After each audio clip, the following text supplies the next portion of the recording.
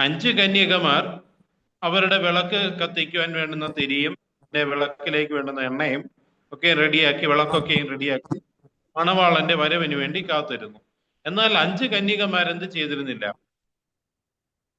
അവരുടെ വിളക്ക് തെളിയിക്കുവാൻ വേണ്ടുന്നതായ തിരിയോ അല്ലെങ്കിൽ വിളക്കിലേക്ക് വേണ്ടുന്ന എണ്ണയോ വിളക്കോ ഒന്നും തയ്യാറാക്കി കരുതൽ ഉള്ളവരായിരുന്നില്ല. എന്നാൽ മണവാളൻ വരുന്നു എന്നൊരു ശബ്ദം കേട്ട ഉടനെ ഈ ആദ്യത്തെ 5 കന്യകമാർ മണവാളനെ വരവേൽക്കുവാൻ വേണ്ടി വിളക്കൊക്കെ കത്തിച്ച് നല്ല റെഡിയായിട്ട് നിൽക്കുകയാണ്. എന്നാൽ 5 കന്യകമാരുടെ കയ്യിൽ എന്തില്ലായിരുന്നു? വിളക്ക് കത്തിക്കാൻ വേണ്ടുന്നതായ യാതൊരുവിധ സംവിധാനങ്ങളും ഉണ്ടായിരുന്നില്ല. അപ്പൊ ഈ 5 കന്യകമാർ വിളക്ക് കത്തിക്കാൻ വേണ്ടുന്നതായ സാധന സാമഗ്രികൾ വാങ്ങിക്കുന്നതിന് വേണ്ടി പുറത്തേക്ക് പോവുകയും ഈ സമയത്ത് മണവാളൻ എന്ത് ചെയ്തു? മണിയറയ്ക്കുള്ളിൽ പ്രവേശിക്കുകയും ചെയ്തു. അപ്പൊ ഇവിടെ പിന്നീട് കാണുന്നത് ഈ 5 കന്യകമാരെ മണവാളനെ വിളിക്കുന്ന സമയത്ത് മണവാളൻ എന്ത് ചെയ്യുന്നില്ല? അനങ്ങുന്നില്ല. കാരണം മണവാളൻ വാതിലിന് ഉള്ളിൽ പ്രവേശിക്കുകയും വാതിലുകളെ അടച്ചു കളയുകയും ചെയ്തു. ഇപ്പൊ ഇവിടെ പറയുന്നത് നമ്മൾ എന്തിനും വേണ്ടി ഒരുക്കമുള്ളവരായി ജീവിക്കുക എന്നതാണ്. ഇവിടെ പറയുന്നത് ഇങ്ങനെയാണ്: പിന്നെ അവൻ എന്നോട്, കുഞ്ഞാടിന്റെ കല്യാണ സദ്യക്ക് ക്ഷണിക്കപ്പെട്ടവർ ഭാഗ്യവാന്മാർ എന്ന് എഴുതുക എന്ന് പറഞ്ഞു. ഇത് സത്യവചനം എന്ന് എന്നോട് പറഞ്ഞു. ഇവിടെ കുഞ്ഞാടിന്റെ കല്യാണ സദ്യക്ക് ക്ഷണിക്കപ്പെട്ടവരെ കുറിച്ചാണ് പറയുന്നത്. എന്നാൽ ക്ഷണിക്കപ്പെട്ടവർ അനേകരാണ്, പക്ഷെ എന്താണ്?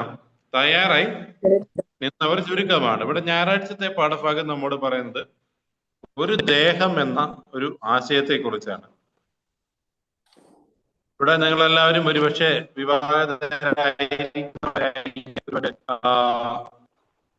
വിവാഹപ്രായം എത്തിയിരിക്കുന്നവരുണ്ടാകും. എന്നാൽ നമ്മൾ വിവാഹ സമയത്ത് എടുക്കുന്ന ഒരു പ്രതിജ്ഞയുണ്ട്. എന്താണ് പ്രതിജ്ഞ എന്ന് വിവാഹിതർക്ക് പറയാൻ പറ്റുമോ?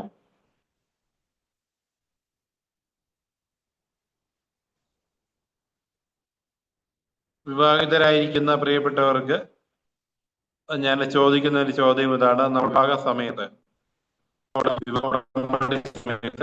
നമുക്കുള്ളതായ ഒരു പ്രതിജ്ഞ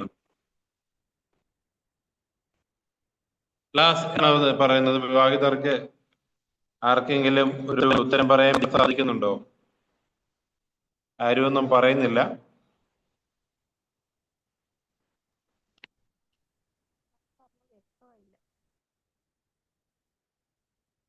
ആർക്കെങ്കിലും 100% ആ പറയുന്ന വാക്കുകളൊന്നും കീപ്പ് ചെയ്യാനായിട്ട് സാധിക്കുമെന്ന് എനിക്ക് തോന്നുന്നില്ല. എങ്ങനെ? 100% പറഞ്ഞു. ഓക്കെ, കേൾക്കുന്നുണ്ടോ? കേൾക്കുന്നുണ്ട്. ഓക്കെ, എന്നാൽ അന്ന് പറഞ്ഞതായ വാക്കുകൾ 100% അതുപോലെ കൊണ്ടുപോകാൻ എനിക്ക് തോന്നുന്നില്ല സാധിക്കുന്നെന്ന്. കാരണം 2 വ്യത്യസ്തമായ വ്യക്തികൾ തമ്മിൽ ഒന്നിച്ചു ചേരുക, അഭിപ്രായങ്ങൾ, ചിന്തകൾ, വിചാരങ്ങളൊക്കെയും ഡിഫറെന്റ് ആണല്ലോ. അപ്പം തീർച്ചയായിട്ടും മനസ്സിന് ആഗ്രഹമുണ്ടെങ്കിലും സാഹചര്യങ്ങൾ ചിലപ്പോഴൊക്കെ തെറ്റിപ്പോകുന്നതായിട്ട് തോന്നുന്നുണ്ടെന്നാണ് എനിക്ക് പറയാനുള്ളത്.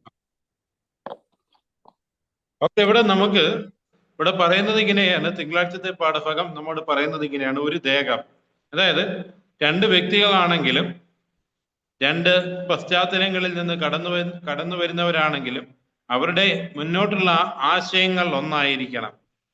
ഇവിടെ പറയുന്നത് ഇങ്ങനെയാണ്: നിങ്ങൾ വിവാഹ സമയത്ത് എടുത്ത ഒരു പ്രതിജ്ഞയുടെ അവസാനത്തെ ഭാഗം ഞാനൊന്ന് പറയുകയാണ്. മരണം നമ്മെ വേർപെടുത്തുന്നത് വരെ നമ്മൾ എന്ത് ചെയ്യില്ല? വേർപെട്ട് ഇരിക്കുകയില്ല. അതായത് ഇവിടെ നമുക്കൊരു വാക്യം ഇവിടെ നമ്മോട് പറയുന്ന ഉൽപ്പത്തി പുസ്തകം 2-ാം അധ്യായം അതിന്റെ 23-25 വാക്യങ്ങൾ എന്ന് വായിച്ചു നോക്കാം. ഉൽപ്പത്തി പുസ്തകം 2-ാം അധ്യായം അതിന്റെ 23-25 വാക്യങ്ങൾ. ഇവിടെ ഇങ്ങനെ പറയുന്നു: ഇതിപ്പോൾ എന്റെ അസ്ഥിയിൽ നിന്ന് അസ്ഥിയും എന്റെ മാംസത്തിൽ നിന്ന് മാംസവും ആകുന്നു. ഇവളെ നരനിൽ നിന്ന് എടുത്തിരിക്കിയാൽ ഇവൾക്ക് നാരി എന്ന് പേരാകും എന്ന് പറഞ്ഞു.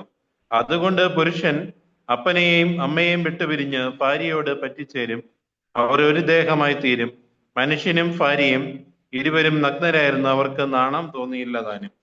ഇവിടെ പറയുന്നത് എന്താണ്? രണ്ട് വ്യക്തികളാണ്. ആന്റി പറഞ്ഞ കാര്യം ശരിയാണ്. നമുക്ക് എന്ത് ചെയ്യാൻ സാധിക്കത്തില്ല, 100% നല്ല രീതിയിൽ നല്ലൊരു കുടുംബജീവിതം നമുക്ക് കൊണ്ടുപോകാൻ സാധിക്കത്തില്ല. പക്ഷെ ഇവിടെ പരസ്പരം രണ്ടുപേര് തമ്മിൽ, രണ്ട് പങ്കാളികൾ തമ്മിൽ മനസ്സിലാക്കിക്കൊണ്ട് പോവുകയാണെങ്കിൽ എന്ത് ചെയ്യാൻ സാധിക്കും? അവരുടെ ജീവിതത്തിലുള്ളതായ പ്രശ്നങ്ങളെ പരിഹരിക്കുവാൻ സാധിക്കും. ഇന്ന് ഏറ്റവും കൂടുതൽ വിവാഹങ്ങൾ നടക്കുന്നുണ്ട്. അതോടൊപ്പം തന്നെ എന്തും ചെയ്യുന്നുണ്ട്, ഡിവോഴ്സും ആകുന്നുണ്ട്. ഇവിടെ പറയുന്നത് ഇങ്ങനെയാണ്, അവർ ഇരുവരും ഒരു ദേഹമായി തീരും. ഇവിടെ ഒരു ദേഹമായി തീരുക എന്ന് പറഞ്ഞാൽ എന്താണ് പറയുന്നത്? രണ്ടുപേരും ഒരേ ആശയങ്ങൾക്ക് അല്ലെങ്കിൽ പരസ്പരം ധാരണയോടെ അല്ലെങ്കിൽ പരസ്പരം സഹകരിച്ച് തങ്ങളുടെ കുടുംബജീവിതം മുന്നോട്ട് കൊണ്ടുപോകണം എന്നതാണ് ഇവിടെ വ്യക്തമായിട്ട് പറയുന്നത്. ഇവിടെ പാഠപുസ്തകം നമ്മോട് പറയുന്നത് ഇങ്ങനെ: ഒരു സന്ദർഭത്തിൽ യേശു പരീശന്മാരുമായി സംസാരിച്ചു കൊണ്ടിരുന്നപ്പോൾ അവൻ ഉൽപ്പത്തിയിലെ ആദാമിന്റെയും ഹവ്വയുടെയും വിവാഹത്തിന്റെ വിവരണം ഉദ്ധരിക്കുകയുണ്ടായി. അതിന് പരീശന്മാർ യേശുവിനോട് ചോദിച്ചു എന്നാൽ, ഉപേക്ഷണ പത്രം കൊടുത്തിട്ട് അവളെ ഉപേക്ഷിപ്പാൻ മോശ കൽപ്പിച്ചത് എന്ത്? നമുക്കൊരു വാക്യം കൂടെ വായിച്ചു നോക്കാം. മത്തായിയുടെ സുവിശേഷം 19-ാം അധ്യായം അതിന്റെ 7-ാം വാക്യം ഒന്ന് വായിച്ചു നോക്കാം. മത്തായിയുടെ സുവിശേഷം 19-ാം അധ്യായം അതിന്റെ 7-ാം വാക്യം.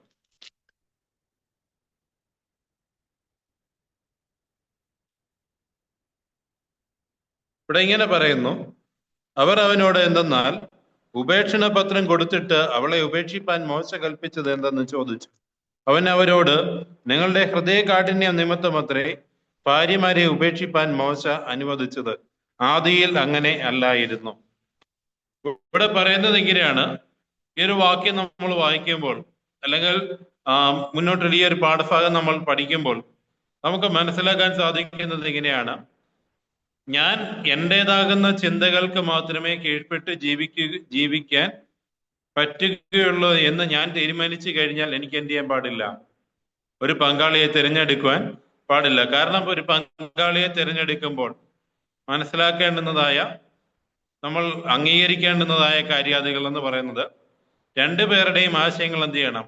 അങ്ങോട്ടും ഇങ്ങോട്ടും പരസ്പരം ഷെയർ ചെയ്യണം. ഇവിടെ പറയുന്നത് ഇങ്ങനെ ചെയ്യാൻ സാധിക്കുന്നില്ല എങ്കിൽ എന്ത് ചെയ്യരുത്? വിവാഹത്തിലേക്ക് പോകരുത്. കാരണം അങ്ങനെ ഒരു സാഹചര്യം വരുമ്പോഴാണ് ഇന്ന് ഏറ്റവും കൂടുതൽ കുടുംബജീവിതങ്ങൾ തകർന്നു പോകുന്നത്. ഇവിടെ എന്നോട് എൻ്റെ ഒരു സുഹൃത്ത് എന്നോട് ചോദിക്കുകയുണ്ടായി, നിങ്ങൾ ക്രൈസ്തവ വിശ്വാസികൾ എന്തിനാണ് ദമ്പതിമാരാകാൻ പോകുന്ന പ്രിയപ്പെട്ടവരോട് ചോദ്യങ്ങൾ ചോദിക്കുന്നത്? അപ്പോൾ ഞാൻ അദ്ദേഹത്തോട് പറഞ്ഞു, അവർക്ക് പരസ്പരം വിവാഹിതരായി മുന്നോട്ട് സഹകരിച്ച് പോകാൻ അതിൽ ആർക്കെങ്കിലും ഒരാൾക്ക് താല്പര്യമില്ല എങ്കിൽ അവർക്ക് എന്ത് ചെയ്യാം? ആ സമയത്ത് തുറന്ന് പറയാം. പിന്നീട് എന്ത് ചെയ്യാൻ പറ്റുന്നതല്ല. വിവാഹത്തിന് ശേഷം പരസ്പരം സഹകരിച്ചു പോയില്ല എങ്കിൽ രണ്ടുപേരുടെയും ജീവിതത്തിൽ അത് സാരമായ പ്രശ്നങ്ങൾ ഉണ്ടാക്കും. ഇപ്പൊ ഇവിടെ പറയുന്നത് ഇങ്ങനെയാണ്: ഒരു ദേഹം എന്ന് പറയുന്നത് ഒരേ ആശയങ്ങളാണ്, രണ്ട് വ്യക്തികളാണ്. പക്ഷെ രണ്ട് ചിന്താഗതികളിൽ നിന്നും രണ്ട് പശ്ചാത്തലത്തിൽ നിന്നും വരുന്നതായ പ്രിയപ്പെട്ടവര് ഒത്തൊരുമിച്ച് ഒരു മനസ്സോടെ ചേർന്ന് പോകുന്നതായ ഒരു കാര്യമാണ് കുടുംബജീവിതം എന്ന് പറയുന്നത്. ഇവിടെ അതിനെ പറയുന്നത് ഒരു പേരിങ്ങനെയാണ്: ഒരു ദേഹം. നമ്മുടെ പാഠഭാഗത്തിൽ നമ്മോട് പറയുന്നത് വിവാഹത്തിൽ നിന്നുള്ള സാദൃശ്യങ്ങൾ. അപ്പൊ ഇവിടെ പറയുന്നത് ഇങ്ങനെയാണ്: വിവാഹത്തിന്റെ മുന്നോടിയായിട്ട്, അല്ലെങ്കിൽ ഇവിടെ ഇന്നത്തെ പാഠഭാഗം നമ്മോട് പറയുന്നത്, മെയിനായിട്ട് പറയുന്നത് ക്രിസ്തുവും സഭയും തമ്മിലുള്ളതായ ഒരു ബന്ധത്തെക്കുറിച്ചും, അതോടൊപ്പം തന്നെ ഈ ഒരു പാഠഭാഗത്തെ കുറിച്ച് നമ്മൾ മാത്രം ചിന്തിക്കുകയാണെങ്കിൽ, അല്ലെങ്കിൽ ഈ ഒരു ഭൂമിയിലുള്ള ഒരു വിവാഹത്തെ കുറിച്ച് മാത്രമായിട്ട് നമ്മൾ ചിന്തിക്കുകയാണെങ്കിൽ സ്ത്രീയും പുരുഷനും തമ്മിലുള്ളതായ ബന്ധത്തെക്കുറിച്ച് മാത്രമാണ്. ഇവിടെ ഇന്ന് കഴിഞ്ഞ 2-3 മാസങ്ങൾക്ക് മുൻപ് ഇന്ത്യൻ സുപ്രീം കോടതി ഒരു സുപ്രധാനമായ ഒരു വിധി പുറപ്പെടുവിക്കുകയുണ്ടായി. അവിടെ പറയുന്നത് ഇങ്ങനെയാണ്: ഏതെങ്കിലും ഒരു ദേശത്ത് സ്ത്രീകളുടെയോ പുരുഷന്മാരുടെയോ എണ്ണത്തിൽ കുറവുണ്ടെങ്കിൽ അവർക്ക് ഒന്നിൽ കൂടുതൽ സ്ത്രീകളെയോ ഒന്നിൽ കൂടുതൽ പുരുഷന്മാരെയോ വിവാഹം ചെയ്യാം. എന്നാൽ ക്രൈസ്തവ വിശ്വാസ പ്രകാരം ബൈബിൾ എന്താണ് പറയുന്നത്? ആർക്കെങ്കിലും ഉത്തരം പറയാൻ പറ്റുമോ? ബൈബിൾ എന്താണ് കുടുംബജീവിതത്തെ കുറിച്ച് പറയുന്നത്?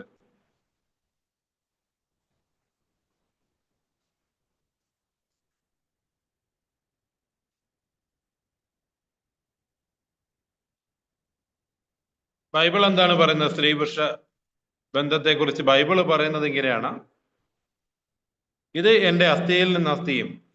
എന്നാൽ ഇവിടെ എന്തായിരിക്കണം? ക്രൈസ്തവ വിശ്വാസ പ്രകാരം ദൈവം നൽകിയിരിക്കുന്നതായ നിർദ്ദേശത്തിന്റെ അടിസ്ഥാനത്തിൽ ഒരു കുടുംബജീവിതം തുടങ്ങുന്ന ഒരു വ്യക്തിക്ക്, അല്ലെങ്കിൽ ഒരു സ്ത്രീക്കോ ഒരു പുരുഷൻ, അവരിൽ വേറൊരു റിലേഷൻഷിപ്പ് ഉണ്ടാകുവാൻ, വേറൊരു ഇല്ലീഗൽ ആയിട്ടുള്ള ഒരു റിലേഷൻഷിപ്പ് ഉണ്ടാകുവാൻ പാടില്ല. എന്നാൽ ഇന്ന് ഏറ്റവും കൂടുതൽ നടക്കുന്ന കാര്യം, ഏറ്റവും കൂടുതൽ കുടുംബജീവിതങ്ങൾ തകർന്നു പോകുന്നതിന്റെ കാരണം എന്ന് പറയുന്നത് ഇല്ലീഗൽ ആയിട്ടുള്ള റിലേഷൻഷിപ്പോ അല്ലെങ്കിൽ പരസ്പരം രണ്ടുപേരും മനസ്സിലാക്കാൻ പറ്റാതെ വിവാഹത്തിൽ ഏർപ്പെടുകയും മുന്നോട്ട് പരസ്പരം സഹകരിച്ചു പോകാൻ പറ്റാതെ വരുമ്പോൾ അവര് വേർതിരിഞ്ഞു പോകുന്നതായ ഒരു പ്രവണതയും ഇന്ന് വർദ്ധിച്ചു വരികയാണ്. കാരണം ബൈബിളിൽ പറയുന്നതിന്റെ അടിസ്ഥാനത്തിൽ അവർക്ക് ഒരു ആശയങ്ങളല്ല, രണ്ട് ആശയങ്ങളിൽ തന്നെ അവര് നിലനിൽക്കുകയാണ്. എന്നാൽ നല്ലൊരു കുടുംബജീവിതം മുന്നോട്ട്, സ്ത്രീ പുരുഷമായ നല്ലൊരു കുടുംബജീവിതം മുന്നോട്ട് പോകണമെങ്കിൽ ഉൽപ്പത്തി പുസ്തകം 2-ാം അധ്യായത്തിൽ 2-ാം അധ്യായം 23-25 വാക്യങ്ങൾ പറയുന്നത് പോലെ അവർ രണ്ടുപേരും എന്തായിരിക്കണം? ഒരേ ചിന്താഗതികളും ഒരേ ആശയവും ഒരേ രീതിയിൽ പരസ്പരം സമാധാനിപ്പിച്ച് സന്തോഷിച്ച് പോകുന്നതായ, അല്ലെങ്കിൽ പരസ്പരം ബലപ്പെടുത്തി പോകുന്നതായ ഒരു ജീവിത ശൈലിയാണ് പിന്തുടരുന്നതെങ്കിൽ അവർക്ക് എന്ത് ചെയ്യാൻ സാധിക്കും? അവർക്ക് നല്ലൊരു കുടുംബജീവിതം മുന്നോട്ട് കൊണ്ടുപോകാൻ സാധിക്കും. ഇവിടെ പറയുന്നത്, അടുത്ത ഒരു പാഠഭാഗം നമ്മോട് ഇങ്ങനെ പറയുന്നു: സുന്ദരിയായ ഒരു മണവാട്ടി. നമുക്കൊരു വാക്യം വായിക്കാം. ഇത് എന്തിനെ കുറിച്ചാണ് പറയുന്നത്? യെഹെസ്കേലിന്റെ പ്രവചനം 16-ാം അധ്യായം അതിന്റെ 13-ാം വാക്യം ഒന്ന് വായിച്ചു നോക്കാം. യെഹെസ്കേലിന്റെ പ്രവചനം 16-ാം അധ്യായം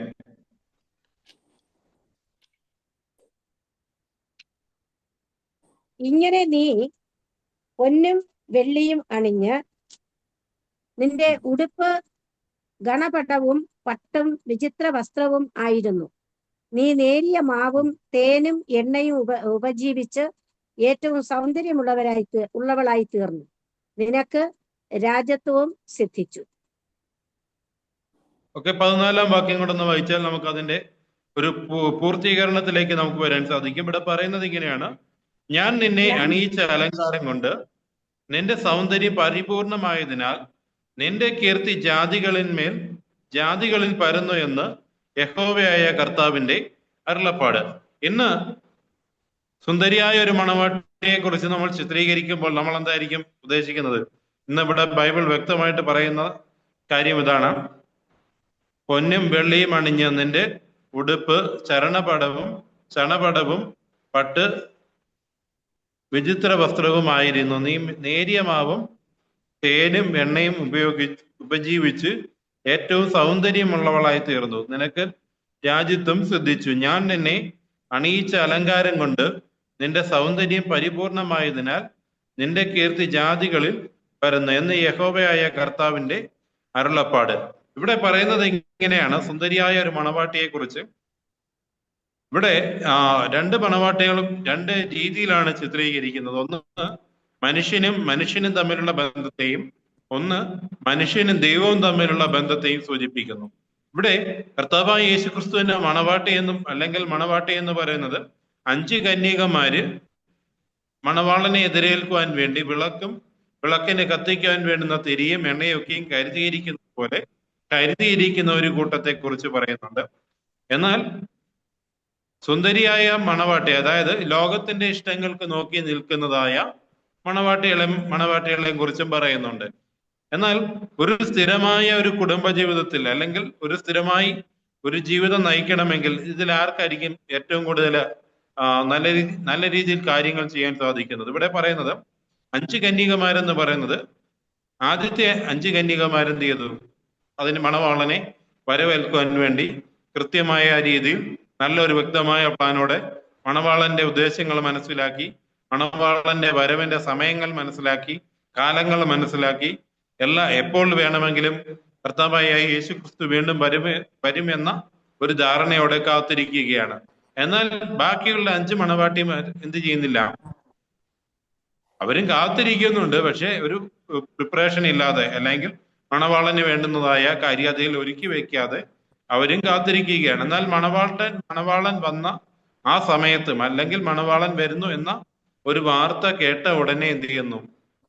കരുതിയിരിക്കാത്ത 5 കന്യകമാര് അവർക്ക് വേണ്ടുന്നതായ വസ്തുവകകൾ വാങ്ങിക്കുവാൻ വേണ്ടി പോവുകയാണ്. ഇവിടെയാണ് പറയുന്നത് സുന്ദരിയായ ഒരു മണവാട്ടി എങ്ങനെയുള്ളതായിരിക്കണം എന്നാണ് പറയുന്നത്. എന്റെ വാക്യം പറയുന്നത് ഏറ്റവും സൗന്ദര്യമുള്ളവരെ. ഇവിടെ പറയുന്നത് ഇങ്ങനെയാണ്: നീ നേരിയ മാവും തേനും എണ്ണയും ഉപജീവിച്ച് ഏറ്റവും സൗന്ദര്യമുള്ളവളായി തീർന്നു. എന്നാൽ ക്രിസ്തുവിനെ സ്നേഹിക്കുന്ന മണവാട്ടിമാരെന്ന് പറയുന്നത് ഇവിടെ ബൈബിളിൽ പറയുന്നത് പോലെ ഇവിടെ പറയുന്നത് ഇങ്ങനെയാണ്: നീ നേരിയ മാവും തേനും എണ്ണയും ഉപജീവിച്ച് ഏറ്റവും സൗന്ദര്യമുള്ളവളായി തീർന്നു, നിനക്ക് രാജ്യത്വവും സിദ്ധിച്ചു. എന്നാൽ ഇവിടെ പറയുന്നത് ഈ 5 കന്യകമാര് അവർക്കറിയാം കർത്താവായ യേശു ക്രിസ്തു അല്ലെങ്കിൽ മണവാളൻ എന്താണ് ഉദ്ദേശിക്കുന്നതെന്നും മണവാളന്റെ രീതികൾ എന്താണെന്ന് മനസ്സിലാക്കി, മണവാളന്റെ നല്ല രീതികൾ മനസ്സിലാക്കി നിൽക്കുന്ന ഒരു കൂട്ടം മണവാട്ടിമാരെ കുറിച്ചാണ് ഇവിടെ പറയുന്നത്. എന്നാൽ ലോകത്തിന്റെ ഇഷ്ടങ്ങൾക്ക് വേണ്ടി നിൽക്കുന്ന മണവാട്ടിമാരുമുണ്ട്. ഇവിടെ അവരെ കുറിച്ച് പറയുന്നത് ഇങ്ങനെയാണ്: നീ പൊന്നും വെള്ളിയും അണിഞ്ഞ് നിന്റെ ഉടുപ്പ് ശരണവസ്ത്രവും പട്ടും വിചിത്രവുമായിരുന്നു. ഇന്ന് ഏറ്റവും കൂടുതൽ മനുഷ്യൻ തെറ്റിപ്പോകുന്ന, അല്ലെങ്കിൽ മനുഷ്യനെ നശിപ്പിച്ചു കളയുന്ന ഏറ്റവും വലിയ കാര്യം എന്ന് പറയുന്നത് പങ്കാളികളെ തിരഞ്ഞെടുക്കുന്നതിലുള്ള ജാഗ്രത കുറവിനെ കുറിച്ചാണ്. അതിനെക്കുറിച്ച് നമ്മളോട് പഠിക്കുന്നുണ്ട്. ഇവിടെ പറയുന്നത് ഇങ്ങനെയാണ്. അടുത്ത ഒരു ഭാഗം, ഈ ഒരു ഭാഗത്തെ കുറിച്ച് ഇവിടെ ഇസ്രായേലിന്റെ സൗന്ദര്യം എങ്ങനെയായാലും ദൈവത്തിന്റെ ദാനമായിരുന്നു. ഇന്ന് മനുഷ്യൻ ഏറ്റവും കൂടുതൽ സാമ്പത്തികം ചെലവഴിക്കുന്നത് എന്തിനു വേണ്ടിയാണ്? എന്തിനു വേണ്ടിയാണ്? വിവാഹ ചെലവാണ്. വിവാഹം നടത്തുന്നതിനുള്ള ചെലവഴിക്കുന്നവരുണ്ട്. അതിൽ ഏറ്റവും കൂടുതൽ സൗന്ദര്യ വർദ്ധക വസ്തുക്കൾ വാങ്ങിക്കുന്നതിന് വേണ്ടി, അല്ലെങ്കിൽ മേക്കപ്പിന് വേണ്ടി വൻ സാമ്പത്തികം ചിലവഴിക്കുന്നുണ്ട്. എന്നാൽ ദൈവം നൽകിയിരിക്കുന്നതായ സൗന്ദര്യത്തിന് അപ്പുറം വേറൊരു സൗന്ദര്യം ഇല്ല എന്നതാണ് ദൈവത്തിന്റെ വചനം നമ്മോട് പറയുന്നത്. ഇന്ന് ഏറ്റവും കൂടുതൽ എന്ത് ചെയ്യുന്നുണ്ട്? മനുഷ്യൻ സാമ്പത്തികം ചെലവഴിക്കുന്നത്, അതായത് ഒരു മനുഷ്യന്റെ 70-80% സാമ്പത്തികം ചെലവഴിക്കുന്നത് കോസ്മെറ്റിക് സാധനങ്ങൾ വാങ്ങിക്കുന്നതിന് വേണ്ടിയാണ്. എന്നാൽ സുന്ദരിയായ ഒരു മണവാട്ടിയെ കർത്താവായ യേശുക്രിസ്തു പറയുന്നത്, നീ എണ്ണയും, ഇവിടെ പറയുന്നത് എന്താണ്? നീ നേരിയ മാവും തേനും എണ്ണയും ഉപജീവിച്ച് ഏറ്റവും സൗന്ദര്യമുള്ളവളായി തീർന്നു, നിനക്ക് രാജ്യത്വവും സിദ്ധിച്ചു. ചില ജീവിത പങ്കാളിമാരുണ്ട്. ഞാൻ കഴിഞ്ഞ ഒരു 2-3 ദിവസം മുമ്പ് ഞാൻ എൻ്റെ പിതാവിനെയും കൊണ്ട് RCCയിലേക്ക് പോയ സമയത്ത് അവിടെ ഉണ്ടായിരുന്ന ഒരു ചെറുപ്പക്കാരനുമായിട്ട് ഞാൻ അല്പസമയം സംസാരിച്ചു. അപ്പൊ ആ ചെറുപ്പക്കാരനോട് ഞാൻ ചോദിച്ചു എന്താണ്. ഞാൻ വിചാരിച്ചത് അദ്ദേഹത്തിന്റെ കൂടെ ഒരു പെൺകുട്ടി നിൽക്കുന്നത് കണ്ടപ്പോൾ ഞാൻ ആ പെൺകുട്ടിയെ കുറിച്ച് ആ ചെറുപ്പക്കാരൻ ഞാൻ അദ്ദേഹത്തോട് ചോദിച്ചു ഇതാരാണെന്നൊക്കെ ചോദിച്ചപ്പോൾ അദ്ദേഹം പറഞ്ഞത് ഇതെന്റെ ഭാര്യയാണെന്ന് പറഞ്ഞു. അപ്പൊ ഞാൻ ആ ചെറുപ്പക്കാരനോട് ചോദിച്ചു നിങ്ങളുടെ രോഗം എന്താണെന്നൊക്കെ ചോദിച്ചപ്പോൾ അദ്ദേഹം പറഞ്ഞു ക്യാൻസർ ആണ്. നേരെ തിരിച്ച് ഞാൻ ആ പെൺകുട്ടിയുമായിട്ടും 2 വാക്ക് സംസാരിച്ചപ്പോൾ പറഞ്ഞത്, മരണം ഞങ്ങളെ വേർപെടുത്തുന്നെങ്കിൽ എന്ത് ചെയ്യട്ടെ, ഞങ്ങളെ വേർപെടുത്തട്ടെ, ഇല്ല എങ്കിൽ ഞങ്ങൾ എന്ത് ചെയ്യത്തില്ല, വേർപെട്ട് പോകത്തില്ല. അപ്പൊ ഞാന് ഇന്ന് ഏറ്റവും കൂടുതൽ ഇങ്ങനെ ചിന്തിക്കുന്ന ഒരു തലമുറ ഉണ്ടല്ലോ എന്ന് സന്തോഷിക്കുകയാണ്. കാരണം തന്റെ പ്രിയതമനായ തന്റെ ഭർത്താവിനെ ക്യാൻസർ എന്ന് പറയുന്ന രോഗം കാർന്നെടുക്കുന്ന സമയത്തും ആ പെൺകുട്ടി എന്ത് ചെയ്യുന്നില്ല, ആ ചെറുപ്പക്കാരനെ മരണത്തിന് വിട്ടുകൊടുക്കാൻ തയ്യാറാകുന്നില്ല. പക്ഷെ അതേ ആ പെൺകുട്ടി പറയുകയാണ്, മരണം വേർപെടുത്തുന്നുവെങ്കിൽ ഞങ്ങൾ വേർപെട്ടു പോകും. അപ്പൊ ഞാൻ ആ ചെറുപ്പക്കാരനോട് ചോദിച്ചപ്പോൾ ആ ചെറുപ്പക്കാരൻ എന്നോട് പറഞ്ഞത് ഇങ്ങനെയാണ്. ഞാൻ ചോദിച്ചു, ഇത്രയും വലിയൊരു രോഗത്തെ നിങ്ങൾ എങ്ങനെയാണ് ചിരിച്ചുകൊണ്ട് നേരിടുന്നതെന്ന് ചോദിച്ചു. അപ്പൊ ചെറുപ്പക്കാരൻ പറഞ്ഞത്, നല്ലൊരു പങ്കാളി ഉണ്ടെങ്കിൽ എന്ത് ചെയ്യത്തില്ല, നമ്മൾ തളർന്നു പോകത്തില്ല. അപ്പൊ ഇവിടെ ചെറുപ്പക്കാരനോട്, ആ ചെറുപ്പക്കാരന് ഇത്രയും വലിയ രോഗങ്ങൾ ഉണ്ടായിട്ടും ആ പെൺകുട്ടി എന്ത് ചെയ്യുകയാണ്, താങ്ങും തണലുമായിട്ട് കൂടെ നിൽക്കുകയാണ്. എന്ന് പറഞ്ഞാൽ ഇതിനപ്പുറം ആ ചെറുപ്പക്കാരന് വലിയൊരു സന്തോഷം കിട്ടാനില്ല. അപ്പൊ ഇവിടെ പറയുന്നത് സുന്ദരിയായ ഒരു മണവാട്ടിയെ കുറിച്ച് ദൈവത്തിന്റെ കൽപ്പനകൾക്ക് അനുസരിച്ച് ദൈവം പറയുന്നത് ഇങ്ങനെയാണ്. ഇവിടെ പറയുന്നത് ഇങ്ങനെയാണ്, നീ നേരിയ മാവും തേനും എണ്ണയും ഉപയോഗിച്ച് ഏറ്റവും സൗന്ദര്യമുള്ളവളായി തീർന്നു, നിനക്ക് രാജ്യത്വം ശ്രദ്ധിച്ചു. അപ്പൊ ഇവിടെ ഒരു നല്ലൊരു മണവാട്ടി എന്ന് പറയുന്നത് അവിടെ ഉണ്ടായിരിക്കുന്നതായ ആ മണവാട്ടിയുടേതായ എന്ത് ചെയ്യാൻ, മണവാളനെ കീഴ്പ്പെട്ട് ജീവിക്കുകയാണെങ്കിൽ, അല്ലെങ്കിൽ മണവാളനെ അനുസരിച്ചും മണവാട്ടിയെ അനുസരിച്ചും മുന്നോട്ട് ജീവിക്കുകയാണെങ്കിൽ നല്ല ഒരു ജീവിതം നയിക്കാൻ സാധിക്കും. ഇത് ഭൂമിയിൽ മനുഷ്യനും തമ്മിലുള്ള ബന്ധത്തെക്കുറിച്ചാണ്. എന്നാൽ നമ്മളും ക്രിസ്തുവും തമ്മിലുള്ള ബന്ധത്തെക്കുറിച്ച് ക്രിസ്തുവിന് നമ്മൾ എന്ത് ചെയ്യണം, കീഴ്പ്പെട്ട് ജീവിക്കണം. അതായത് ഇവിടെ പറയുന്നത് ഈ ക്രിസ്തുവിന്റെ ഇഷ്ടപ്രകാരം ജീവിക്കുന്ന ഒരു മണവാട്ടിയെ കുറിച്ചാണ് ഇവിടെ പറയുന്നത്. പറയുന്നത് ഇങ്ങനെയാണ്, നീ നേരിയ മാവും തേനും എണ്ണയും ഉപയോഗിച്ച് ഏറ്റവും സൗന്ദര്യം ഉള്ളവളായി തീർന്നു. ഇവിടെ ഇന്ന് കർത്താവായ യേശു ക്രിസ്തുവിന്റെ വീണ്ടും വരവിനോട് അടുത്തിരിക്കുന്നതായ ഒരു സാഹചര്യത്തിലാണ് നാം ഓരോരുത്തരും ജീവനോടെ ഇരിക്കുന്നത്. എന്നാൽ ഇനി മുന്നോട്ടുള്ള സമയങ്ങൾ എന്ന് പറയുന്നത് വളരെ സങ്കീർണതകൾ നിറഞ്ഞതായ, വളരെ സംഘർഷങ്ങൾ നിറഞ്ഞതായ ഒരു സാഹചര്യമാണ്. ഏത് നിമിഷവും നമ്മൾ എന്ത് ചെയ്യാം, ചതിക്കപ്പെടാം, വഞ്ചിക്കപ്പെടാം, നമ്മളുടെ ജീവനെ നഷ്ടപ്പെട്ടു പോകാം, നമ്മളുടെ വിശ്വാസത്തെ ചോദ്യം ചെയ്യുന്നതായ പ്രവർത്തനങ്ങൾ നമ്മളുടെ സമൂഹത്തിലുണ്ടാകും. നമ്മളുടെ കൂടപ്പിറപ്പുകൾ നമ്മളെ ചോദ്യം ചെയ്യും. നമ്മുടെ യോബിന്റെ ഭാര്യയെ ചോദിച്ചതുപോലെ, നീ വിശ്വസിക്കുന്ന ദൈവത്തെ നീ അങ്ങ് തള്ളിക്കള എന്ന് ചിന്തിക്കുന്നതായ ഒരു സമൂഹം നമ്മളോട് ചോദിക്കും. നിന്റെ വിശ്വാസം കൊണ്ട് നീ എന്ത് നേടി എന്ന് ചോദിക്കും.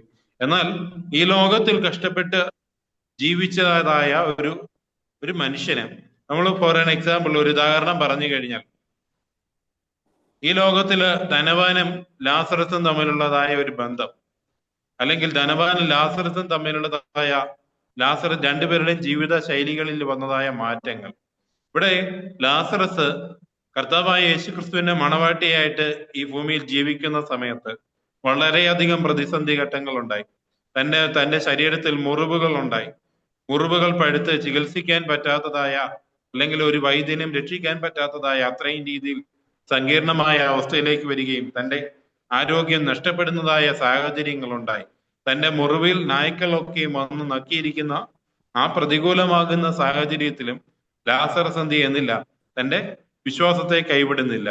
എന്നാൽ കർത്താവായ യേശു ക്രിസ്തു പിന്നീട് ലാസറസിനെ എന്ത് ചെയ്യുന്നു, തന്റെ മടിത്തട്ടിലേക്ക്, അല്ലെങ്കിൽ തന്റെ സന്നിധിയിലേക്ക് കൊണ്ടുവന്നപ്പോൾ ലാസറസ് കണ്ട ഒരു കാഴ്ച എന്ന് പറയുന്നത്, ധനവാൻ ഈ ഭൂമിയിൽ കടന്ന് എന്ത് ചെയ്യുകയാണ്, പിന്നീടുള്ള സമയം കിടന്ന് കഷ്ടപ്പെടുകയാണ്. അപ്പൊ ഇവിടെ കർത്താവായ യേശു ക്രിസ്തുവിന്റെ സുന്ദരിയായ ഒരു മണവാട്ടി എന്ന് പറയുന്നത് ഈ ലോകത്തിൽ ഒരുപാട് കഷ്ടപ്പാടുകൾ ഉണ്ടാകും. ഇതൊക്കെയും സഹിച്ച് കർത്താവായ യേശു ക്രിസ്തുവിന് വേണ്ടി നിൽക്കുകയാണെങ്കിൽ, ക്രൂശിൽ കിടന്നതായ മോഷ്ടാവിന് കർത്താവായ യേശു ക്രിസ്തു കൊടുത്തൊരു വാഗ്ദാനമുണ്ട്. ഈ വാഗ്ദാനത്തിന് മുൻപായിട്ട് ആ മോഷ്ടാവിനെ കുറിച്ച് നമുക്കൊന്ന് ചിന്തിച്ചു നോക്കാം. ഇവിടെ രണ്ട് മോഷ്ടാക്കളുടെ ഇടയിൽ കർത്താവായ യേശു ക്രിസ്തു ക്രൂശിക്കപ്പെടുകയാണ്. അതിലൊരു മോഷ്ടാവ് കർത്താവായ യേശു ക്രിസ്തുവിനോട് പറഞ്ഞു, നീ ലോക രക്ഷിതാവാണെങ്കിൽ നീ ഞങ്ങളെ എന്ത് ചെയ്യണം, ഞങ്ങളെ ഈ ക്രൂശിൽ നിന്ന് രക്ഷപ്പെടുത്തുക. ഇത് കേട്ട് കിടന്ന വേറൊരു മോഷ്ടാവ് ഈ മോഷ്ടാവിനെ ശാസിക്കുകയാണ്, നമ്മൾ രണ്ടുപേരും ഒരേ കുറ്റങ്ങൾ, ഒരുപാട് കുറ്റങ്ങൾ ചെയ്തിട്ടുണ്ട്. എന്നാൽ ഈ കിടക്കുന്ന മനുഷ്യൻ യാതൊരു കുറ്റവും ചെയ്തിട്ടില്ല. അപ്പൊ ഈ കർത്താവായ യേശു ക്രിസ്തുവിനോട് ഈ മോഷ്ടാവ് പറയുകയാണ്, കർത്താവേ യേശുവെ, നീ രാജ്യത്വം പ്രാപിക്കുമ്പോൾ എന്നെയും കൂടി ഓർത്തുകൊള്ളണമേ. ഇവിടെ കർത്താവ് പറഞ്ഞൊരു വാഗ്ദാനമാണ്. ആ മോഷ്ടാവിന്റെ തെറ്റുകളൊക്കെയും മനസ്സിലാക്കി അവൻ ദൈവത്തിന്റെ സന്നിധിയിൽ സകലതും ഉപേക്ഷിച്ച് കർത്താവായ യേശു ക്രിസ്തുവിന് വേണ്ടി ജീവിക്കാൻ തയ്യാറെടുക്കുന്ന സമയത്ത്, അല്ലെങ്കിൽ ജീവിക്കാൻ ഇനി ഞാൻ തയ്യാറാണ് എന്ന് ചിന്തിക്കുന്ന സമയത്ത് കർത്താവായ യേശു ക്രിസ്തു ആ മോഷ്ടാവിനോട് പറഞ്ഞൊരു കാര്യമുണ്ട്. ഇവിടെ ഇങ്ങനെ പറയുകയാണ്, ഇന്ന് ഞാൻ നിന്നോട് പറയുന്നു, നീ എന്നോട് കൂടെ പറുദീസയിൽ ഇരിക്കും. അപ്പൊ ഇവിടെ സുന്ദരിയായ ഒരു മണവാട്ടിക്ക് കർത്താവായ യേശുക്രിസ്തു കൊടുക്കുന്നതായ ഏറ്റവും വലിയൊരു വാഗ്ദാനമാണ് നമ്മോട് പറയുന്നത്. ഇങ്ങനെയാണ്, ഇന്ന് നീ എന്ത് ചെയ്യും? നീ എന്നോട് കൂടെ പറുദീസയിൽ ഇരിക്കും. അടുത്തൊരു ഭാഗത്തേക്ക് നമുക്ക് കടന്നു പോകാം. ഹോശയുടെ പരസംഗം ചെയ്യുന്ന ഭാര്യയെ കുറിച്ചാണ് പറയുന്നത്. അപ്പൊ ഇവിടെ ഇങ്ങനെ പറയുവാനുള്ള ഒരു കാരണമുണ്ട്. നമുക്ക് പരസംഗം ചെയ്യുന്ന ഒരു പങ്കാളിയെ നമ്മളുടെ ജീവിതത്തിലേക്ക് എടുക്കുന്നത് തെറ്റാണോ, ശരിയാണോ എന്ന് ചോദിക്കുന്നതായ, തെറ്റാണോ ശരിയാണോ എന്ന് ഒരു ആശയക്കുഴപ്പം നൽകുന്നതായ ഒരു സാഹചര്യമാണ്. നമുക്ക് പോകാം. ഹോശയുടെ പ്രവചനം 1-ാം അധ്യായം അതിന്റെ 2-ാം വാക്യം ഒന്ന് വായിച്ചു നോക്കാം. ഹോശയുടെ പ്രവചനം 1-ാം അധ്യായം അതിന്റെ 2-ാം വാക്യം. ഇവിടെ ഇങ്ങനെ പറയുന്നു, യഹോവ ഹോശയ മുഖാന്തരം സംസാരിച്ചു തുടങ്ങിയപ്പോൾ യഹോവ ഹോശയോട്, നീ ചെന്ന് പരസംഗം ചെയ്യുന്ന ഒരു ഭാര്യയെയും പരസംഗത്തിൽ ജനിച്ച മക്കളെയും എടുക്ക.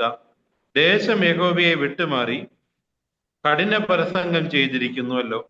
അതിന്റെ 3-ാം വാക്യം 3-ാം അധ്യായം അതിന്റെ 1-ാം വാക്യം വായിക്കുമ്പോൾ നമുക്ക് ഇങ്ങനെ കാണാൻ സാധിക്കുന്നു.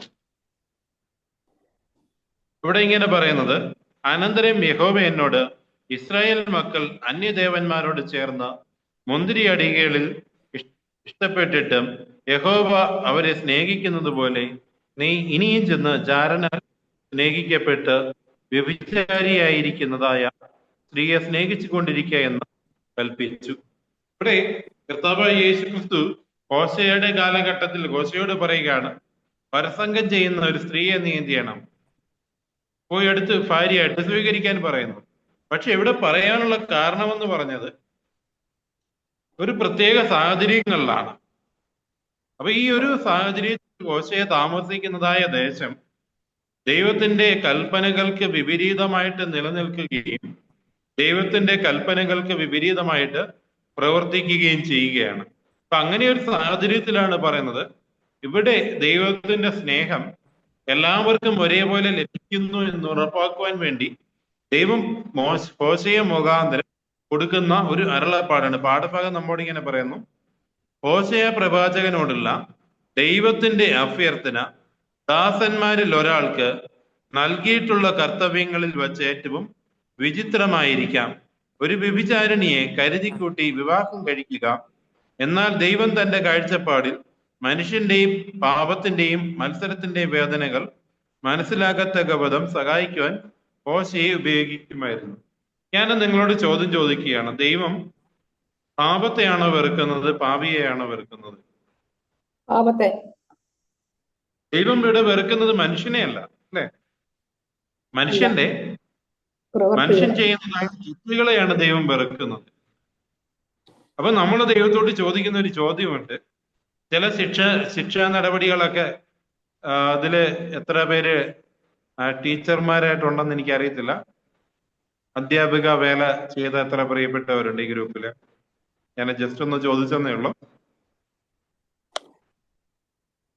എല്ലാവരും അധ്യാപകർ, എനിക്കറിയാവുന്ന എന്റെ ഒരു അധ്യാപിക ആയിരുന്നു എന്ന് എനിക്കറിയാം. പിന്നീട് ബാക്കി ആരെ കുറിച്ച് എനിക്കറിയത്തില്ല. അപ്പൊ ഇവിടെ പറയുന്നത്, പണ്ട് കാലത്ത് ഞാനൊക്കെ സ്കൂളിൽ പോകുന്ന സമയത്ത് എൻ്റെ മാതാവോ പിതാവോ സ്കൂളിൽ വന്നു കഴിഞ്ഞാൽ പറയും, അധ്യാപകരോട് പറയും, വല്ല കുരുത്തക്കേടും കാണിച്ചു കഴിഞ്ഞാൽ ഒന്നും നോക്കണ്ട, 2 കൊടുത്തേക്കാൻ പറയും. പക്ഷെ ഇന്ന് അങ്ങനെയാണോ?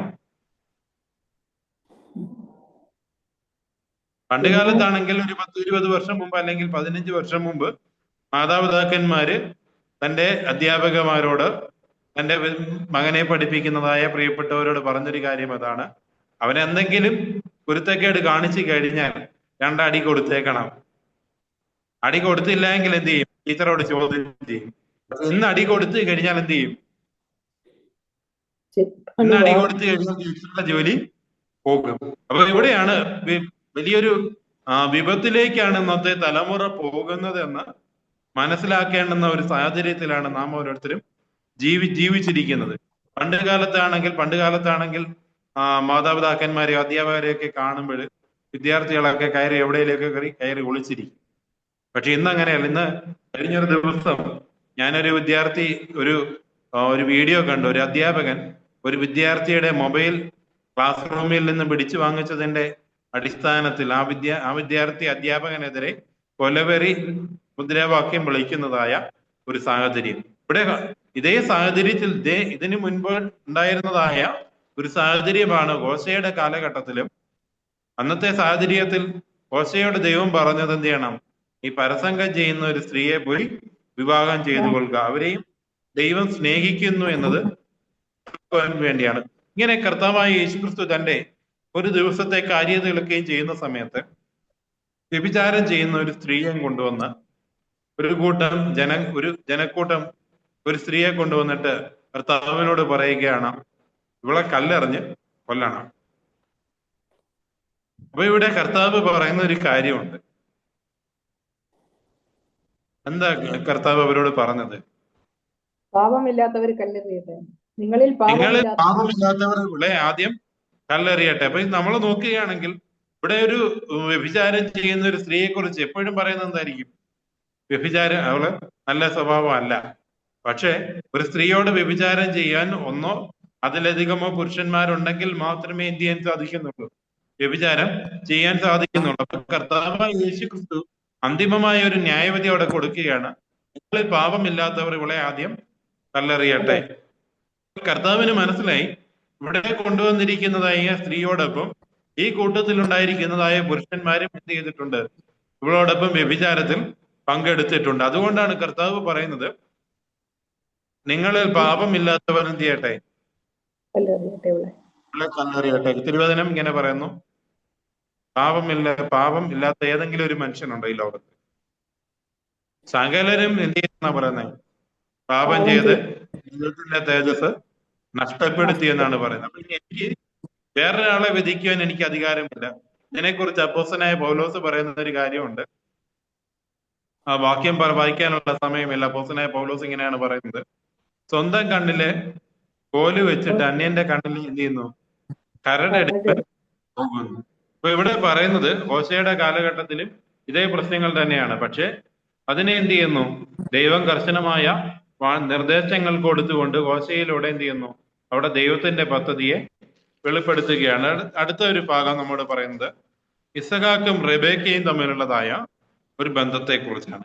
ഇവിടെ നമുക്ക് എല്ലാവർക്കും അറിയാം, ഈ സാഹചര്യത്തിൽ ഒരു നഷ്ടങ്ങൾ ഉണ്ടാകുന്നുണ്ട്. ചിലർക്ക് ചില നഷ്ടങ്ങൾ ഉണ്ടാകുന്നുണ്ട്. നമുക്കൊരു വാക്യം വായിച്ചു നോക്കാം. ഉൽപ്പത്തി പുസ്തകം 24-ാം അധ്യായം, അതിന്റെ 1 മുതൽ 4 വരെയുള്ള വാക്യങ്ങൾ. ഉൽപ്പത്തി പുസ്തകം 24-ന്റെ 1 മുതൽ 4 വരെയുള്ള വാക്യം.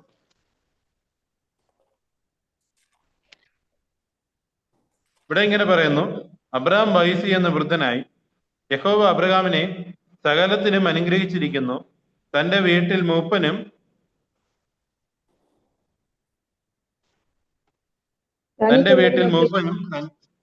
തനിക്കുള്ളതിനൊക്കെയും വിചാരകനുമായ ദാസനോട് അബ്രഹാം പറഞ്ഞത്, നിന്റെ കൈ എന്റെ തുടയിൻ കീഴിൽ വയ്ക്കുക. ചുറ്റും പാർക്കുന്ന കന്യകമാരിൽ നിന്ന് നീ എന്റെ മകന് ഭാര്യയെ എടുക്കാതെ എന്റെ ദേശത്തും എന്റെ ചാർച്ചക്കാരുടെയും അടുക്കലും ചെന്ന എന്റെ മകനായ ഇസഹാക്കിന് ഭാര്യയെ എടുക്കണമെന്ന് സ്വർഗത്തിനും ഭൂമിക്കും ദൈവമായ യഹോവയുടെ നാമത്തിൽ ഞാൻ നിന്നെ കൊണ്ട് സത്യം ചെയ്യിക്കും. അപ്പൊ ഇവിടെ പറയുന്നത് എന്തെയാണ്? സ്വന്തം നാട്ടിൽ നിന്ന് ഒരു ഭാര്യയെ എടുക്കാൻ അല്ല പറയുന്നത്. അബ്രഹാം പറയുന്നത് എന്താണ്? ഇസഹാക്കിന് വേണ്ടി ഒരു തുണയെ കണ്ടെത്തണം. അപ്പൊ ഈ ഇസഹാക്കിനോട് അബ്രഹാമിക്ക് ഒരു പദ്ധതി തയ്യാറാക്കിയപ്പോൾ തന്റെ ഒരു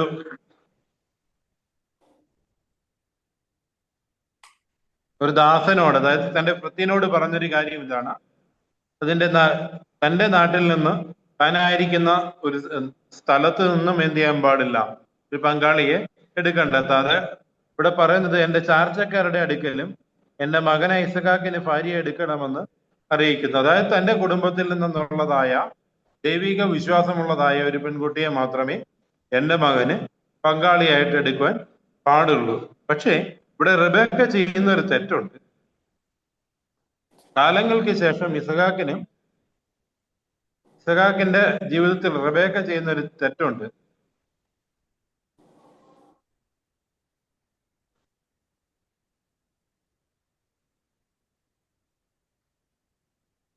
റബേക്ക ചെയ്ത ഒരു തെറ്റെന്തായിരുന്നു അത്?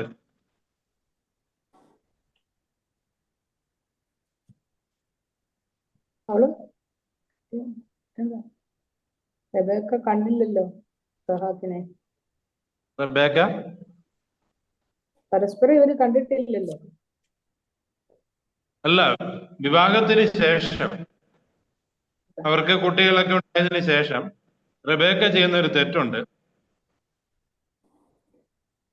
ഇവിടെ ഇസഹാക്ക് തന്റെ മൂത്ത മകനോട് പറയുകയാണ്,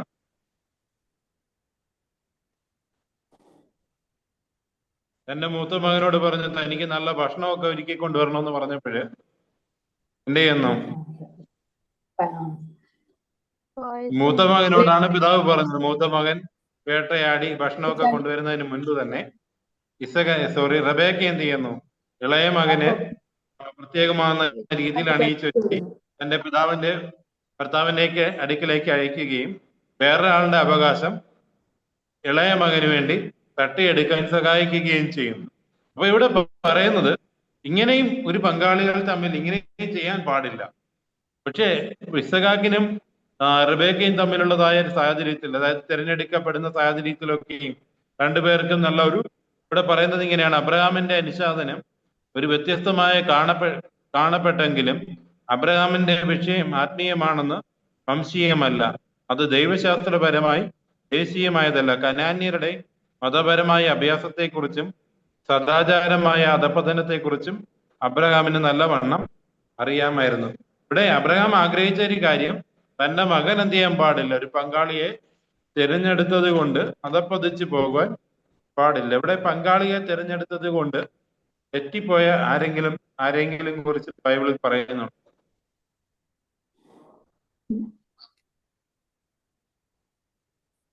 പങ്കാളിയെ തിരഞ്ഞെടുത്തത് കൊണ്ട് വിശ്വാസത്തിൽ നിന്നും വീണുപോയ ആരെങ്കിലും കുറിച്ച് ബൈബിളിൽ പറയുന്നുണ്ടോ? ഓക്കെ, ശിംശോൻ നല്ലൊരു ഉദാഹരണമാണ്. ഇനി വേറൊരു രാജാവും പങ്കാളിയെ തിരഞ്ഞെടുത്തതിലൂടെ വീണു പോകുന്നുണ്ട്. ശലോമോൻ എന്ന് പറയുന്ന ഒരു രാജാവിനെ കുറിച്ച് നമുക്കെല്ലാവർക്കും അറിയാം. ശലോമോൻ ബുദ്ധിമാനായ ഒരു രാജാവായിരുന്നു, വളരെ നല്ല സൽസ്വഭാവിയായ ഒരു രാജാവായിരുന്നു.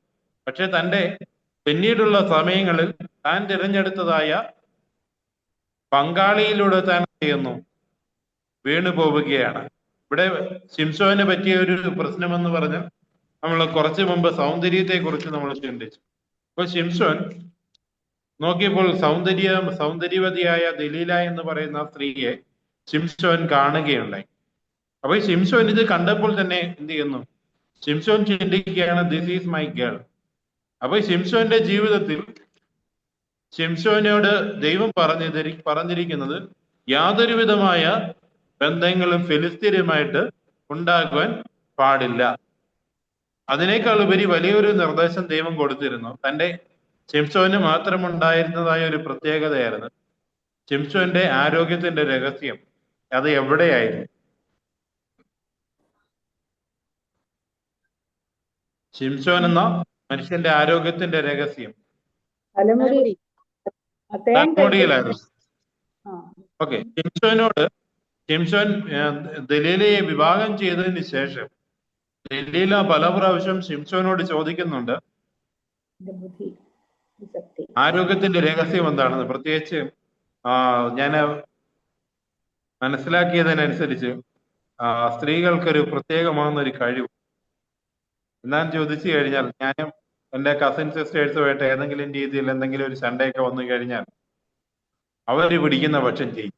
കാരണം അത് തെറ്റാണെങ്കിലും ശരിയാണെങ്കിലും ഈ കരഞ്ഞു വിളിച്ച് എന്ത് ചെയ്യും, കാര്യങ്ങൾ നടത്താനുള്ളതായ ഒരു പ്രത്യേകമാകുന്ന ഒരു കഴിവ് ഇവിടെ സ്ത്രീകൾക്കുണ്ട്. പക്ഷേ ഇവിടെ ശിംശോന് ബുദ്ധിപരമായിട്ട് ശിംശോൻ ദലീലയുടെ ഉദ്ദേശത്തെക്കുറിച്ചോ അല്ലെങ്കിൽ ശിംശോനിൽ ദൈവം കൊടുത്തിരിക്കുന്നതായ ദൗത്യത്തിൽ നിന്ന് ശിംശോൻ മാറിപ്പോവുകയും ചെയ്യുന്നുണ്ട്. അപ്പോൾ ശിംശോനോട് ദലീല വന്ന് ചോദിക്കുകയാണ് ആരോഗ്യത്തിന്റെ രഹസ്യത്തെക്കുറിച്ചൊക്കെ ചോദിച്ചപ്പോൾ ശിംശോൻ പല പ്രാവശ്യം പല ഉത്തരങ്ങളൊക്കെയും പറഞ്ഞിട്ട് അവസാനം എന്ത് ചെയ്യുന്നു? ശിംശോൻ പറയുകയാണ്, എന്റെ തലമുടിയിലാണ് എന്റെ രഹസ്യം ഇരിക്കുന്നത്. അപ്പൊ ശിംശോന് കിടന്നുറങ്ങുന്ന സമയത്ത് ദലീല എന്ത് ചെയ്യുന്നു? ശിംശോന്റെ തലമുടിയൊക്കെ മുറിച്ച് മാറ്റി തന്നെ ഒരു ആരോഗ്യമില്ലാത്തതായ ഒരു സാഹചര്യത്തിലേക്ക് കൊണ്ടെത്തിക്കുകയാണ്. അപ്പോൾ ശിംശോൻ ഇങ്ങനെ ഉറക്കമൊക്കെ എണ്ണീറ്റ് നോക്കിയപ്പോൾ ശിംശോൻ എവിടെ അകപ്പെട്ട് കഴിഞ്ഞു? ഫെലിസ്തീയ സൈന്യത്തിന്റെ കൂടാരത്തിൽ ശിംശോൻ അകപ്പെട്ടു പോവുകയും ഫെലിസ്തീയർ ശിംശോനെ ഉപദ്രവിക്കുകയും ചെയ്തു. തന്റെ അവസാനത്തോടെടുക്കുന്ന സമയത്ത് ശിംശോൻ പറയുകയാണ്, ദൈവമേ, എനിക്കൊരു അവസരം കൂടി തന്നു കഴിഞ്ഞാൽ ഞാൻ എന്ത് ചെയ്യും? ഈ ഫെലിസ്തീനെ ഞാൻ നശിപ്പിക്കും. അപ്പോൾ ഇവിടെ ഒരു ശലോമോൻ ചെയ്തതുപോലെയോ അല്ലെങ്കിൽ ശിംശോൻ ചെയ്തതുപോലെയോ നമ്മൾ ചെയ്യുകയാണെങ്കിൽ എന്ത് ചെയ്യും? ഒരു പങ്കാളിയെ തിരഞ്ഞെടുക്കുന്ന സാഹചര്യത്തിൽ, അതായത് ഇവിടെ പറയുന്നത് ഇങ്ങനെയാണ്, പങ്കാളിയെ ഒരിക്കലും നമ്മൾ എന്ത് ചെയ്യാൻ പാടില്ല? തിരുവചനം പറയുന്നത് ഇണയില്ല പിണ കൂടാൻ പാടില്ല. അപ്പൊ നമ്മളൊരു കാര്യം ചെയ്യുന്ന സമയത്ത് നമ്മളുടെ ദൈവം നൽകിയിരിക്കുന്നതായ അരുളപ്പാടിന് പറ്റിയിരിക്കുന്നതായ ബന്ധങ്ങൾ മാത്രം നമ്മൾ എന്ത് ചെയ്യുക? തിരഞ്ഞെടുക്കുക. ഇവിടെ ദാവീദിനും പറ്റിയൊരു പാളിച്ചയുണ്ട്. ദാവീദിനും തന്റെ ജീവിതത്തിൽ എന്ത് ചെയ്യുന്നുണ്ട്? ചില നഷ്ടങ്ങൾ വരുന്നുണ്ട്. അപ്പൊ ഇവിടെ ദാവീദിന് പറ്റിയ ഒരു നഷ്ടം എന്ന് പറയുന്നത് തന്റെ മകനെ എന്ത് ചെയ്യുന്നു? ദാവീദിന് മരണത്തിന് വിട്ടുകൊടുക്കേണ്ടുന്നതായ ഒരു സാഹചര്യമുണ്ട്. അതിന്റെ കാരണം എന്ന് പറയുന്നത്, ദാവീദ് ബത്ശേബ എന്ന് പറയുന്ന യുവതിയെ കണ്ടപ്പോൾ മുതൽ എന്ത് ചെയ്യുന്നു? ബത്ശേബ എന്ന് പറയുന്ന യുവതിയെ സ്വന്തമാക്കുവാൻ വേണ്ടി ആഗ്രഹിക്കുന്നുണ്ട്. എന്നാൽ ദാവീദ് ബത്ശേബയെ സ്വന്തമാക്കുവാൻ വേണ്ടി വ്യക്തമായ ഒരു പ്ലാനും പദ്ധതിയൊക്കെയും തയ്യാറാക്കി. അപ്പോൾ ദാവീദിന്റെ മനസ്സിലിരിക്കുന്ന കാര്യം, ബത്ശേബയെ സ്വന്തമാക്കണമെങ്കിൽ ആരും ഈ ലോകത്തിൽ ഇല്ലാതാകണം. ഊരിയാവ് എന്ന് പറയുന്ന മനുഷ്യൻ ഈ ലോകത്തിൽ നിന്നും ഇല്ലാതെയാകണം. അപ്പൊ അങ്ങനെ യൂരിയാവിനെ ചതിയിലൂടെ കൊല്ലുകയും ബത്ശേബയെ പിന്നീട് എന്ത് ചെയ്യുന്നു? സ്വന്തം ഭാര്യയായിട്ടും സ്വീകരിക്കുന്നു. അപ്പൊ ഇവിടെ ദാവീദും തെറ്റിപ്പോയത് എവിടെയാണ്?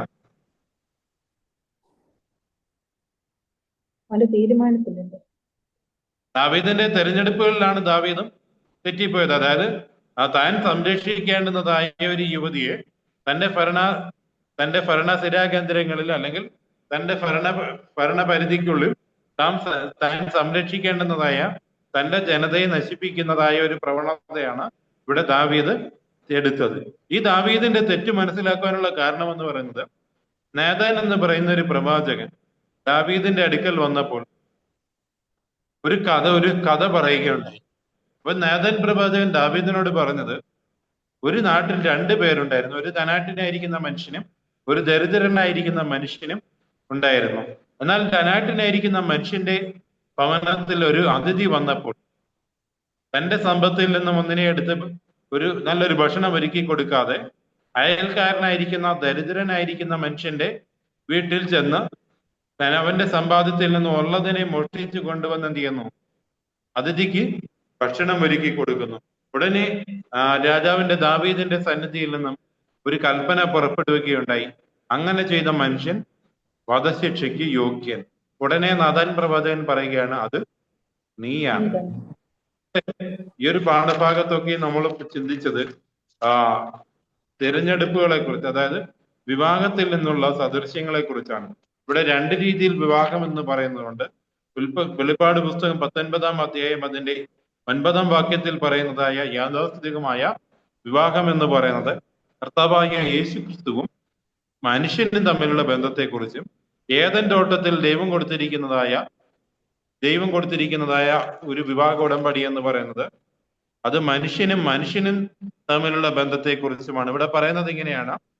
അതിന്റെ 2-ാം അധ്യായം, ഉൽപ്പത്തി പുസ്തകം 2-ാം അധ്യായം 15-ാം വാക്യം നമ്മോട് ഇങ്ങനെ പറയുന്നു, യഹോവയായ ദൈവം മനുഷ്യനെ കൂട്ടിക്കൊണ്ടുപോയി ഏദൻ തോട്ടത്തിൽ വേല ചെയ്യുവാനും അതിനെ കാപ്പാനുമാക്കി. യഹോവയായ ദൈവം മനുഷ്യനോട് കൽപ്പിച്ചത് എന്തെന്നാൽ, തോട്ടത്തിലെ സകല വൃക്ഷങ്ങളുടെയും ഫലം നിനക്കിഷ്ടം പോലെ ഭക്ഷിക്കാം, എന്നാൽ നന്മതിന്മകളെ കുറിച്ചുള്ള വൃക്ഷത്തിന്റെ ഫലം തിന്നരുത്.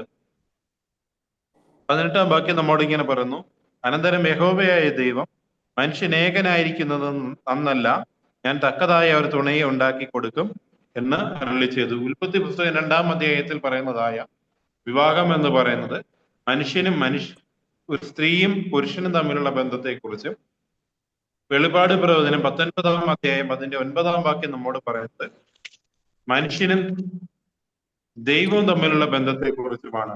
അടുത്തതായിട്ട് ദൈവം നമ്മോടൊരു കാര്യം പറയുന്നുണ്ട്, മഹാവേശ്യ വിധിക്കപ്പെടുന്നു. നമുക്കൊരു വാക്യം വായിക്കാം. വെളിപാട് 19-ാം അധ്യായം അതിന്റെ 1 മുതൽ 9 വരെയുള്ള വാക്യങ്ങൾ വായിക്കുമ്പോൾ ഇവിടെ ഒരു വേശ്യ സ്ത്രീയെ കുറിച്ച് കാണുവാനിടയാകുന്നുണ്ട്. ഇവിടെ വേശ്യ എന്ന് പറയുന്നത് ഒരു സ്ത്രീയെ കുറിച്ചല്ല, തകർന്നു പോയ ഒരു സാമ്രാജ്യത്തെ കുറിച്ചാണ് ഇവിടെ പറയുന്നത്. അത് വേറെ ഒരു സാമ്രാജ്യവുമല്ല, ബാബിലോൺ സാമ്രാജ്യത്തെ കുറിച്ചാണ് ഇവിടെ പറയുന്നത്. ബാബിലോണിനെ കുറിച്ച് എഴുത്തുകാരന്മാർ പറയുന്നത് ഇങ്ങനെയാണ്: മർമ്മം അഗതിയാം ബാബിലോൺ മ്ലേച്ഛതയുടെ മാതാവ് എന്ത് ചെയ്തു? തകർന്നുപോയി ഇരിക്കുന്നു. നമുക്കൊരു വാക്യം ഒന്ന് വായിച്ചു നോക്കാം. അതിന്റെ 19-ാം വാക്യം ഒന്ന് വായിച്ചു നോക്കാം. ഇവിടെ ഇങ്ങനെ പറയുന്നത്: കുതിരപ്പുറത്തിരിക്കുന്നവരോടും അവന്റെ സൈന്യത്തോടും യുദ്ധം ചെയ്യുവാൻ ഒരു മൃഗം ഭൂരാജാക്കന്മാരും അവരുടെ സൈന്യങ്ങളും ഒന്നിച്ചു കൂടിയത് ഞാൻ കണ്ടു. ഇവിടെ പറയുന്നത് ഇങ്ങനെയാണ്: ഈ ഒരു 19-ാം അധ്യായത്തിൽ ദാനിയേൽ മഹാവേശ്യ വിധിക്കപ്പെടുന്നു. ഇവിടെ ബാബിലോണിനെ കുറിച്ച് പറയുന്നത് മഹാവേശ്യയെ കുറിച്ചാണ്. കാരണം അവിടെ ദൈവത്തിന്റെ ബാബിലോൺ എന്ന് പറയുന്ന രാജ്യത്തിന്റെ അധപതനത്തിന് കാരണമായത് ദൈവത്തിന്റെ ആലയത്തിൽ വിശുദ്ധമായി ഉപയോഗിക്കേണ്ടുന്നതായ വസ്തുക്കൾ തന്റെ ഇഷ്ടപ്രകാരം ബേൽശസ്സർ രാജാവ് എന്ത് ചെയ്യുന്നു? തന്റെ സുഹൃത്തുക്കളുമായിട്ട് ചേർന്ന് ദുർവിനിയോഗം ചെയ്യുകയുണ്ടായി. ആ സാഹചര്യത്തിൽ ദൈവം ഒരു അരുളപ്പാട് കൊടുക്കുകയാണ്: മെനെ മെനെ തെക്കൽ ഗുഫർസീൻ. ഇതിന്റെ അർത്ഥം എന്ന് പറയുന്നത്, നിന്നെ തുലാസിൽ തൂക്കി കുറവുള്ളവനായി കണ്ടിരിക്കുന്നു, അതിനാൽ നിന്റെ രാജ്യം മേദ്യർക്കും പാർസികൾക്കും വിഭജിച്ച് കൊടുക്കും. ഇവിടെ മഹാവേശ്യ എന്ന് പറയുന്നത് സാത്താനെ കുറിച്ചാണ്. അപ്പൊ നമ്മളുടെ ഇടയിൽ നിന്ന് ഏറ്റവും കൂടുതൽ സാത്താൻ ടെംപ്റ്റ് ചെയ്യിപ്പിക്കുന്നത് അല്ലെങ്കിൽ പരീക്ഷിക്കുന്നത് എന്ന് പറയുന്നത് വേറൊരു സാഹചര്യത്തിലുമല്ല, നമ്മളുടെ കുടുംബ ജീവിതങ്ങളിൽ തന്നെയാണ്. ഇന്ന് കുടുംബ ജീവിതങ്ങളിൽ കൂടെ വളരെയധികം സാത്താൻ പ്രവർത്തിക്കുന്നുണ്ട്. കാരണം പണ്ട് കാലത്താണെങ്കിൽ സംശയം എന്ന് പറയുന്ന ഒരു രോഗം ആർക്കുമില്ലായിരുന്നു. പക്ഷെ ഇന്ന് എന്ത് ചെയ്യുന്നു? പരസ്പരം സംശയങ്ങളാണ്, പരസ്പരം വിശ്വാസമില്ല, പരസ്പര സ്നേഹമില്ല, പരസ്പര ഐക്യതയില്ല. പക്ഷെ ഇവിടെ പറയുന്ന അവിശ്വാസം വരുന്നത് വളരെ വേദനാജനകമായ വിലയോട് കൂടിയാണ്. ശത്രുത കുഞ്ഞുങ്ങളുടെയും മറ്റുള്ളവരുടെയും ജീവിതങ്ങളിലേക്ക് ഒഴുകിപ്പോകുന്നു. ഇവിടെ പറയുന്നത് കർത്താവായ യേശുക്രിസ്തുവിന്റെ ഈ അവസാന വീണ്ടും വരവിനോടടുത്തിരിക്കുന്ന സാഹചര്യത്തിൽ നമ്മൾ പറയുന്നത് ഇങ്ങനെയാണ്: കർത്താവായ യേശുക്രിസ്തു നമ്മോട് പറയുന്നത് 10 കന്യകമാരിൽ 5 കന്യകമാർ ഒരുക്കമുള്ളവരായിരുന്നു, എന്നാൽ 5 പേർ എങ്ങനെയുള്ളവരായിരുന്നില്ല? ഒരുക്കം ഉള്ളവരായിരുന്നില്ല. കർത്താവായ യേശുക്രിസ്തുവിനോട് അനുബന്ധിക്കുന്ന ഈ ഒരു അനുരൂപമായി നിൽക്കുന്നതായ ഒരു വിവാഹ സദ്യയിലേക്കാണ് കർത്താവ് നമ്മെ ഓരോരുത്തരെയും ക്ഷണിക്കുന്നത്. പകൽ വെളിപാട് പ്രവചനം 19-ാം അധ്യായം അതിന്റെ 9-ാം വാക്യത്തിൽ പറയുന്നത് പോലെ, പിന്നെ അവൻ എന്നോട്, കുഞ്ഞാടിന്റെ കല്യാണ സദ്യക്ക് ക്ഷണിക്കപ്പെട്ടവർ ഭാഗ്യവാന്മാർ എന്ന് എഴുതുക എന്ന് ഉത്തരം പറഞ്ഞു. ഇത് സത്യവചനം എന്നും എന്നോട് പറഞ്ഞു. നാം ഓരോരുത്തരും കർത്താവായ യേശുക്രിസ്തുവിന്റെ കുഞ്ഞാടിനോടൊപ്പം ആ വിവാഹ സദ്യയിൽ പങ്കെടുക്കുവാൻ ദൈവം നമ്മെ ഓരോരുത്തരെയും സഹായിക്കട്ടെ. ആമേൻ. നമുക്ക് കണ്ണുകളടയ്ക്കാം, പ്രാർത്ഥിക്കാം. അടിയങ്ങളെ വാത്സല്യമായി സ്നേഹിക്കുന്ന പൊന്നു ദൈവമേ, പൊന്നു നാമത്തിനെ നന്ദി അർപ്പിക്കുന്നു. ദൈവമേ, ഇന്ന് ഈ സമയത്ത് അങ്ങയുടെ വീണ്ടും വരവിനോട് അടുത്തിരിക്കുന്ന പ്രത്യേകമായ സാഹചര്യത്തിൽ ദൈവമേ, അങ്ങയ്ക്ക് വേണ്ടി നിലനിൽക്കുവാനും ദൈവമേ, 10 കന്യകമാരിൽ 5 കന്യകമാർ വിളക്കിന് വേണ്ടുന്നതായ വസ്തുവകളൊക്കെയും ഒരുക്കി അവരോടൊപ്പം മണവാളനെ വരവേൽക്കുവാൻ വേണ്ടി ഒരുങ്ങി നിന്നിരിക്കുന്നത് പോലെ അടിയങ്ങളും ദൈവമേ, അടിയങ്ങളുടെ കയ്യിൽ ഉള്ള വിളക്കില് എണ്ണയും തിരിയും ഒക്കെയും കരുതി വെച്ച് ജീവിക്കുവാൻ അങ്ങ് സഹായിക്കണം. എല്ലാം യേശുവിൻ മഹത്വമുള്ള നാമത്തിൽ തന്നെ. ആമേൻ. ആമേൻ. സ്തോത്രം. നല്ല ഒരു പാഠപഠനമായിരുന്നു. കാലഘട്ടത്തിന് അനുയോജ്യമായ, ഇന്നത്തെ സാഹചര്യങ്ങൾക്ക് അനുയോജ്യമായ ഒരു പാഠപഠനം. വിവാഹ ബന്ധത്തിന്റെ മാന്യതയും ശ്രേഷ്ഠതയും പവിത്രതയും ഒക്കെ നഷ്ടപ്പെട്ടുകൊണ്ടിരിക്കുന്ന ഈ സാഹചര്യത്തില് വളരെ അധികം പഠിക്കുവാൻ തക്കവണ്ണം ഉള്ള ഒരു പാഠപഠനം. ഒന്നുകൂടി നമ്മുടെ ജീവിതത്തിലേക്ക് നമുക്ക് ഒന്ന് തിരിഞ്ഞു നോക്കുവാൻ, എങ്ങനെയുണ്ട് നമ്മുടെയൊക്കെയും കുടുംബജീവിതം? ദൈവത്തോട് ചേർന്നുള്ളതാണോ? ആ 10 കന്യകമാരിൽ 5 കന്യകമാര് പരിശുദ്ധാത്മാവാകുന്ന എണ്ണയും കൊണ്ട് കാത്തിരിക്കുന്ന ആ 5 കന്യകമാരെ പോലെയാണോ ഐക്യതയും സ്നേഹവും സമാധാനവും ദൈവകൃപയും ഒക്കെ ഉള്ള ഒരു ഭവനമാണ് നമുക്കുള്ളതെന്ന് നമ്മൾ ചിന്തിച്ച് നോക്കുവാൻ തക്കവണ്ണം ഒരു അവസരം കൂടി ദൈവം നമുക്ക് തന്നിരിക്കുന്നു. ദൈവം അനുഗ്രഹിക്കട്ടെ. നല്ല പാഠപഠനം